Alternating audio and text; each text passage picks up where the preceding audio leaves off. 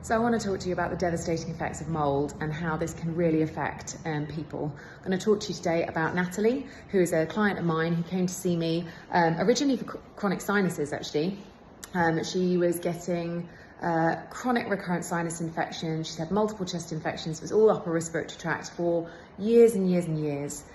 She'd suffered digestive health issues as well throughout her 30s, always diagnosed with IBS. I think more recently she's been diagnosed with SIBO as well, which is something called small intestinal bacterial overgrowth, and been treated for that.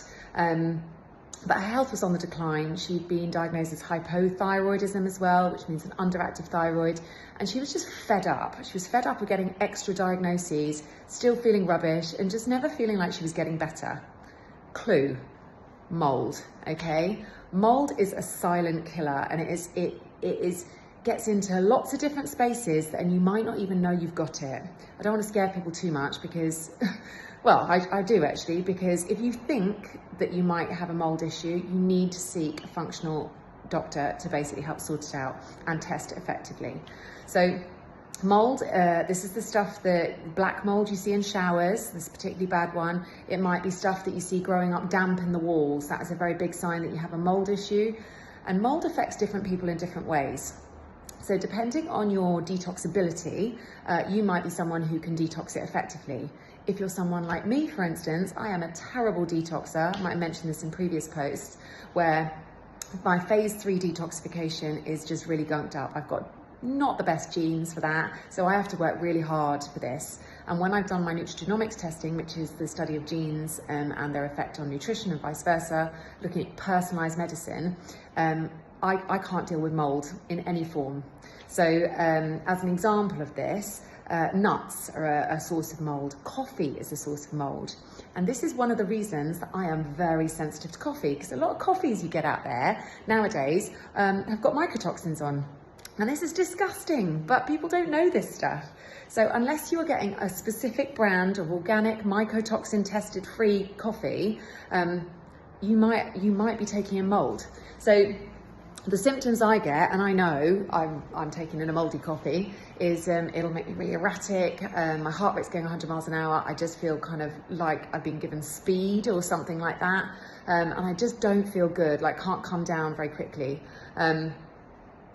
And this has been a real interesting journey for me. Same with nuts. So nuts, if you don't get fresh nuts, and maybe you've got a jar of nuts in the cupboard or something like that, nuts pick up mold really easily. And sometimes I just feel really funny after eating something with nuts in, and I'm like, mold again.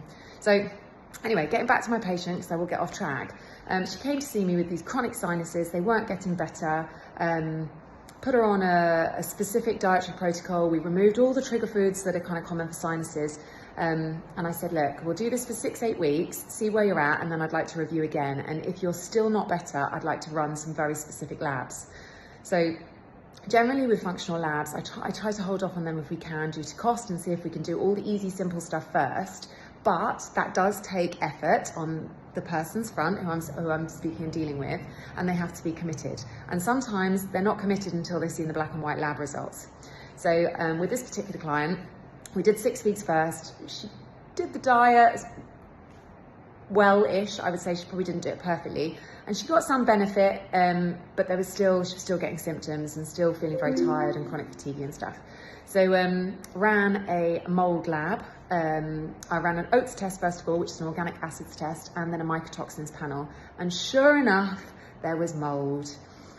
So I haven't got time to go through kind of exactly the protocol, and it will vary for every different person. But those chronic sinus symptoms, those chronic infections that she'd had since she was a child and had multiple rounds of antibiotics for, were all linked to a house she lived in as a child, where she said she remembers it being damp, and they had like mold up the walls and stuff. And when they moved, she got a little bit better, but she was just a really sickly child all the way through.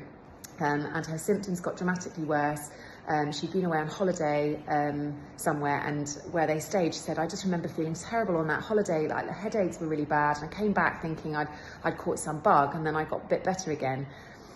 Mold is silent. It sneaks around in the background. It looks like so many other things. It can look like headaches, it can look like migraines, it can look like digestive issues, it can look like skin issues, it can look like chronic fatigue, it can look like toxicity issues, it can be all sorts. So if you want to start working on anything to do with your health, you need to start working on reducing inflammation, reducing toxicity, regardless of what it is, whether we're dealing with eczema, whether we're dealing with mold, whether we're dealing with digestive issues, whether it's hormonal issues. The key is reduce inflammation, reduce toxicity, and you are already on the road to better health.